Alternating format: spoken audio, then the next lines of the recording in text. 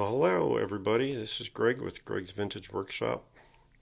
It's Sunday 3rd, about 3:27, and thought I'd make a quick video to kind of show you what I've been up to the last couple of days, because I haven't been getting much done the last couple of days on the Atwater Kent because I've got parts on order. I had to order some 3-watt resistors for it, so that's not what's under this. This was another little project that I worked on last night. I'm in the process of building a AM transmitter. Oh, and a Bluetooth device so that I can Bluetooth my phone or my Alexa to my AM radios. So that's a little project I'm working on. But now it's waiting on a part as well. So while I was doing that, I decided to try and get my shop somewhat in order, which I'm very disorganized. My wife's always telling me I'm disorganized. So I've been moving things around and making labels for everything, and actually wound up with some empty drawers when I actually started doing that and getting this stuff taken care of. I still got a mess here though. I mean, I'm always working on something, so I'm always got a mess. It's like that lamp, that don't belong there, but my nephew gave me that to work on, try and get it fixed for him. I just haven't got to it yet. So anyway, I thought I'd show you what I've been doing. I was trying to organize in here. I think I showed you that I had a new bench that I put in. Disregard all the junk in the corner over there. That's all my electrical stuff that I buy to make things out of. It's my inventory. So there's the new bench. $10 in those, $5 each for the 2 base cabinets that are solid plywood, no particle board. I spent $22 for the 2 sheets of 3/4 inch plywood. Spent $5 each for those bins there, and I've basically the last 3-4 days been testing all of my tubes and putting them in there, cleaning them up, testing them. If they're good, I've got them in specific drawers so I know what's in what. And I got a bottom drawer on the right there for bad tubes that are old, but they're bad, but I don't want to necessarily throw them away. So the other thing I did was over here on this bench from Ultrasonic Cleaner. I have a 5-gallon bucket that I drain into when I'm cleaning it out. So I normally have to just kind of slide it up there and hope for the best to try and make it hit the bucket. So I plumbed a drain to it. But the one thing I don't have down here in my basement is water. So anytime I've got to put water in that or give mooses water, I have to haul something down from upstairs to get it down here. So today's project is I've got a couple copper water pipes up here. I don't know which one's the hot. I could figure it out, I guess, but I really don't want to try and figure that out. So I'm just going to cut the one that's easiest to get to, which is this front one here. And then I'm going to put a line down with a faucet. Probably about this much higher. Probably about a foot higher than the Ultrasonic Cleaner. So I have room to put Moose's water container under that. And then that way I kind of killed 2 birds with 1 stone. I'd be able to fill my Ultrasonic Cleaner easily, dump it easy, and also have water for other things like Moose's water or washing my hands or something if I want. So anyway, this is the stuff that I had to buy at the store today because I used to have a bunch of this stuff. I've gotten rid of it over the years. Wasn't planning on doing any plumbing work. Had to buy me a cheap tubing cutter to cut that pipe up there. I actually have a lot of fittings and stuff. I actually had the T that I needed, but this one's kind of smashed and damaged and flat, so I decided I didn't want to risk a leak, so I went ahead and bought a new one. Bought some clamps to attach the 1/2-inch copper pipe, which I've got a ton of 1/2-inch copper pipe up there in my rafters. So I'm not shortage of that. And the faucet, the fitting that the faucet's going to screw into, an elbow to get my pipe where I need it to be if I need it, and I've got plenty of 1/2-inch fittings already. So that's the plan. That's what I'm getting ready to do now. I might show you guys a little of this just so you have something to do. I'll put you up on a tripod. Let me get that done. Alright, so the first thing I got to do, besides get this bucket of water out of my way, is sand that paint off of that copper pipe so that where I ready to sweat that in there, it'll be clean. It's got a lot of latex on it, so I'm going to see if I can quick cut this,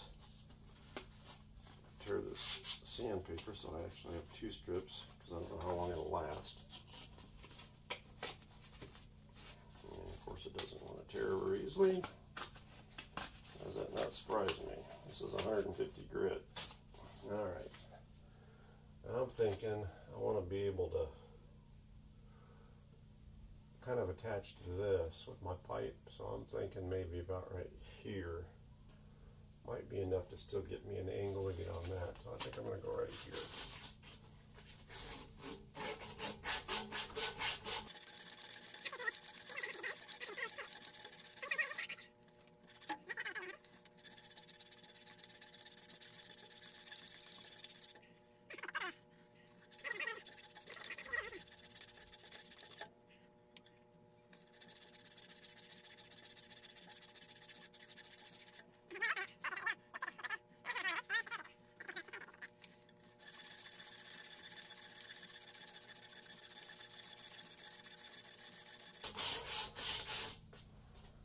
That's some thick paint.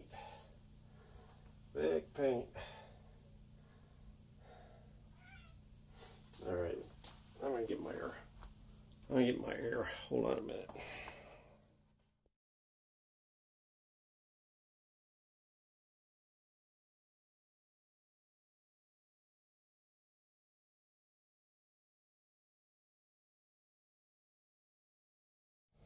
Alright. I got it sanded off pretty good. I've moved my ultrasonic cleaner. I've shut the water off.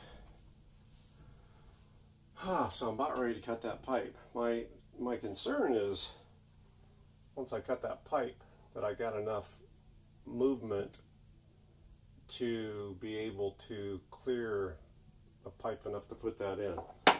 I've loosened the clamps. This is actually a pretty long pipe. This is probably about 15 feet long before it comes to a T on the other end. So I'm not sure if I can get it in there or not.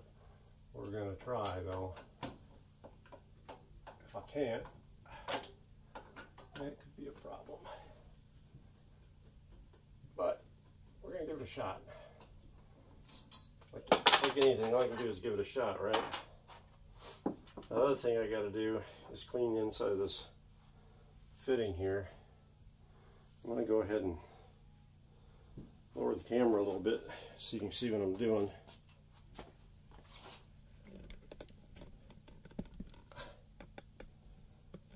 There. Hopefully I'm in camera. So what I'm going to do, in order to get the flux to stick in that, you have to, I don't know if you can see what I'm doing here or not, but you got to clean the inside of these copper fittings out really well so that the solder, you clean it with flux after you sand it. I don't know if you can see in that or not. If I get the right hand in where you guys might be able to see what I'm trying to do, you can kind of see the little scratches in there. I don't know if you can see that or not. Versus that side. Anyway, that's what I'm doing. We'll get this. Hopefully I'm in stream for you guys. If I'm not, I apologize and I'll probably cut it out. But I'm trying to see what you guys see what I'm trying to do. And I'm doing this before because once I get that pipe apart and I get my flux on everything, when I want to slide that together, and it's probably going to have water still leaking out. I've got the water lines open upstairs. This actually goes to my master bedroom, and I've got the water lines open upstairs to get the pressure off the lines and let it drain out some.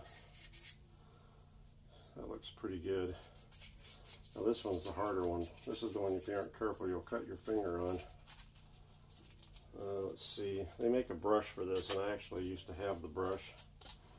Made things much easier. But I don't have the brush any longer, so now I got to do it a different way. Alright, so this is called an acid brush.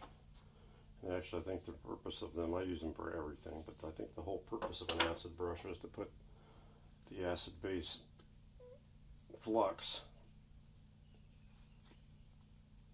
in these fittings.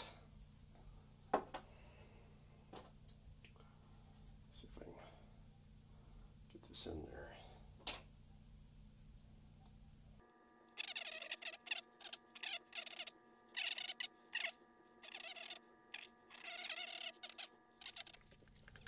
I know you guys are probably like,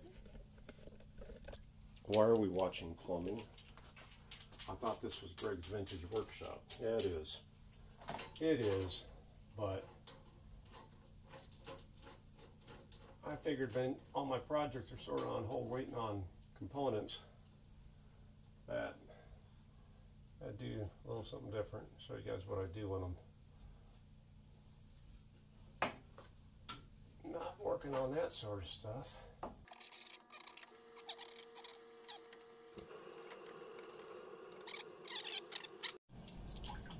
Okay, I got my safety glasses on. I don't have side shields, but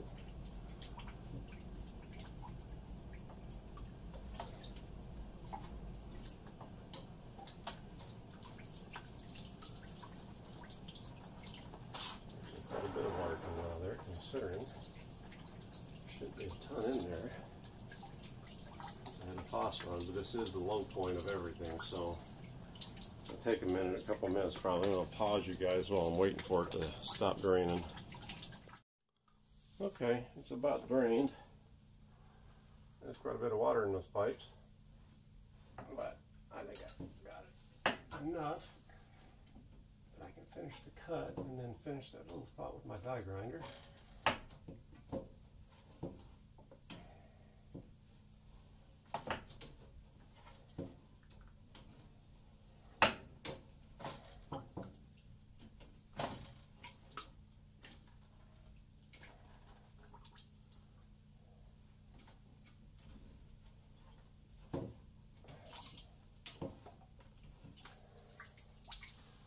I thought it was about empty, but I don't know. I think we're going to leave it there. Finish the rest with my die grinder. I don't want to have it spraying everywhere while I was doing that because I didn't feel like electrocuting myself. But I think we're okay now. Hope we are. Otherwise you guys are going to see some excitement. Alright.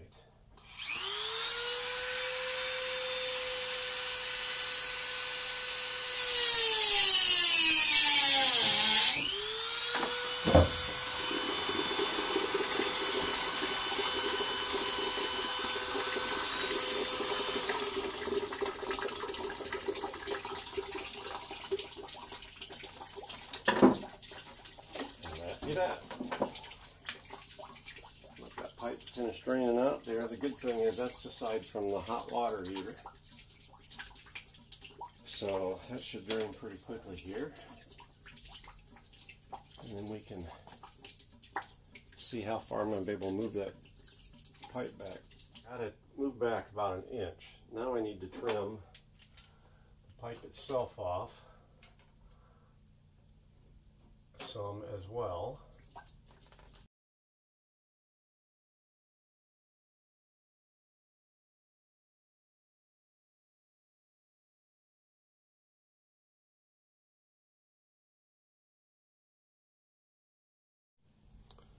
All right, I've got the pipe cut. I think the amount that we need to be cut, I'm going to put a little bit more solder paste in this fitting just to make sure we're good. Got a bristle in there, we don't need that in there. And I'm also going to put some on the pipe itself, because you can't have too much.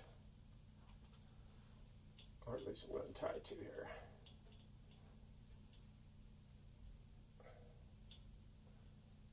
And I gotta hope that we don't have any paint back there that I couldn't see. If we do, we're going to have a problem. If we don't, it should go really easy.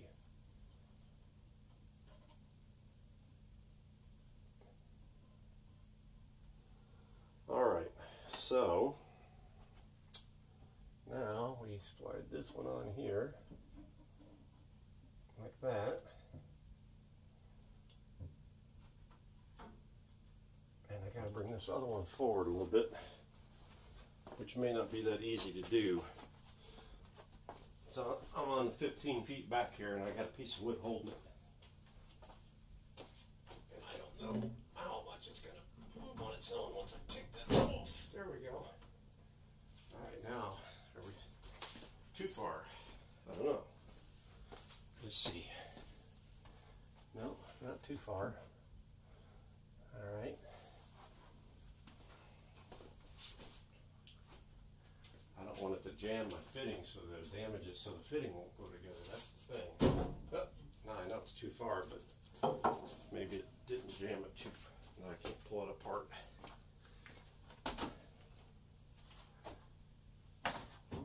Nope, we're good. Alright, so now let's get it all the way back where it belongs, and it looks like it is.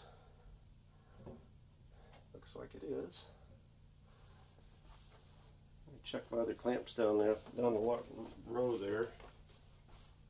I know this is probably boring as heck for you guys, but I think it's, there we go, I think it's far enough. Alright. I don't know if you can hear me when I'm way over there, but hopefully you guys can see what I'm doing at this point still. And I think we're in pretty good shape right now, actually. So the next thing is going to be get my angle of my piece of pipe that I want to be the angle I want it. Let me get a couple. I want to get a 45 and a short piece of copper, a half-inch copper. Give me a second. Alright, I just got through sanding out that fitting. I'm getting ready to put some flux in it. Some solder flux.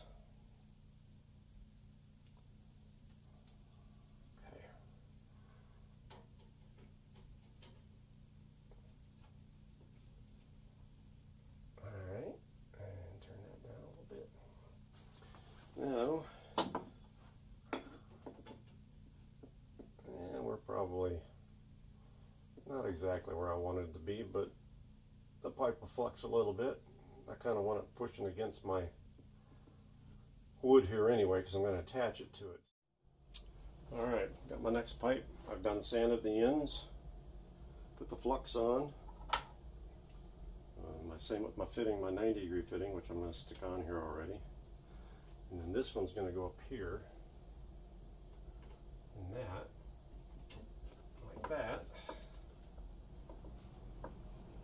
Now, if I was overly concerned about this pipe not lining up completely, I could put a 45, another 45 in here and make a compound joint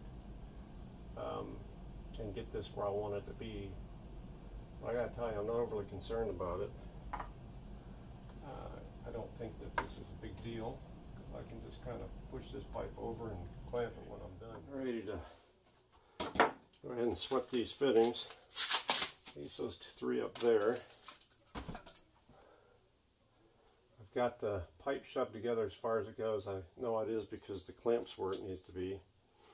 Now, the secret is to heat the center of the fitting, because then it draws the solder in when you do that.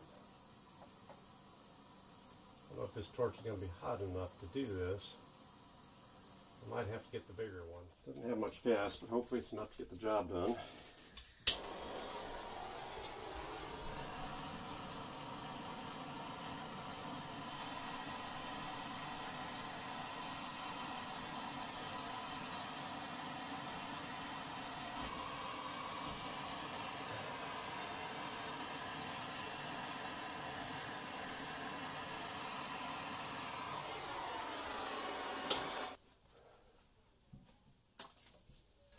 For us to be a plumber, so solder gonna run a little bit there, but I think we're probably okay.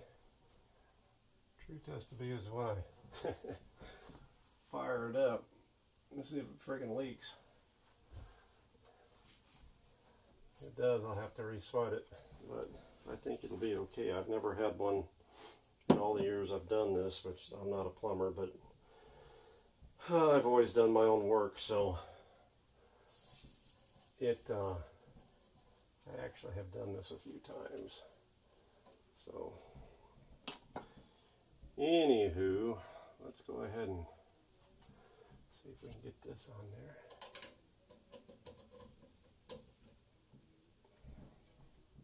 Okay, remember how I told you that sometimes you may have to I used the 45s. I had to use the 45s. Okay, plug back in. Ready to sweat those joints. I had to put the 45 there like I told you. I got everything clamped in place. Let's see if we can get this thing sweated and get on with life.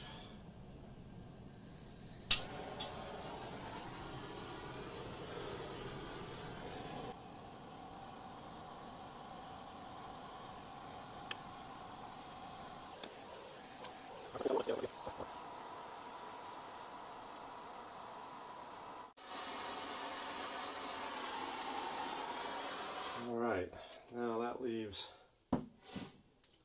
this end down here, which is down here, so I got to readjust my camera for you. Alright, so I'm going to put another clamp right here, and to hold that, but I don't want to do it until after I solder this, because I'm not quite sure what angle I want yet, or how long my pipe I want the pipe to be. I don't think I want it real long because I got the faucet to go on there, and I got this fitting that's got to go on there, and then the faucet. So probably just a little bitty, about a 2-inch piece. Alright, I cut my little piece, put it in there, sanded it, fluxed it, and I'm ready to sweat this joint and this joint, and hopefully that'll do it as far as my sweating goes. And so let's see if we can get this done without burning that plywood up.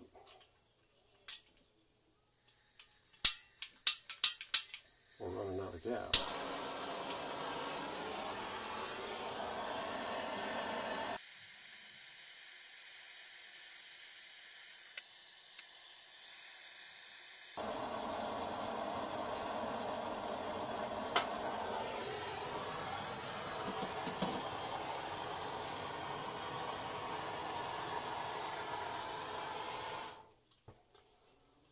That one's done. Those two are done.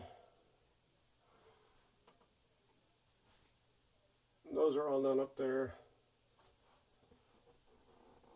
I just gotta hope they don't leak. Okay, so while that's cooling down, I'm going to shut you off for a second and get some pipe tape for my faucet. Alright, that's it. It's installed. I was getting a little nervous that was going in so far there. I didn't know if it was going to tighten down. Now the question is it going to tighten down enough for it not to leak? The other question is anything else going to leak? I'm getting ready to go turn the water on. Alright, I just turned the water on. Obviously this one was off. I don't see any leaks in any of my joints. I didn't expect to. I've never had a leak at this. This spot here would be the only spot I might have anticipated. Let's see what happens here. Should have a lot of air coming out of this.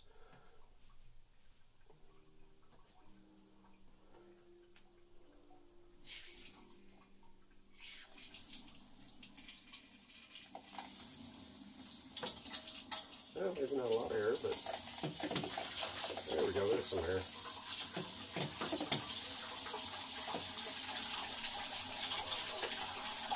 Nice thing is this is actually the hot water.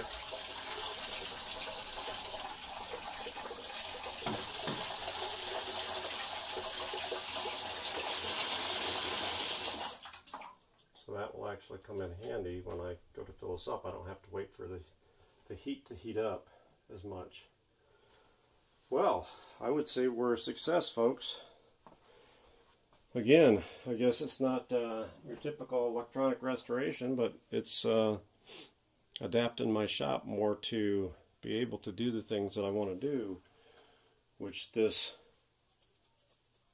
ultrasonic cleaner, I like using it, but it's kind of a pain in the butt having to haul water down from upstairs to put into it, because it holds, well, it holds 10 liters. It's 10 liter. So now that I can just turn that water on and put it in, that will make things very nice. I'm going to move that over in the center just a little bit. And I guess we'll call this one done. So from Gregg at Gregg's Plumbing Workshop today, this is a wrap. Tune in for the next part of the Atwater Kent, which will be when I get the resistors in. I'll put those resistors in, and then we're going to start buttoning that puppy back up and testing. So, Gregg from Gregg's Vintage Workshop. Thanks for watching.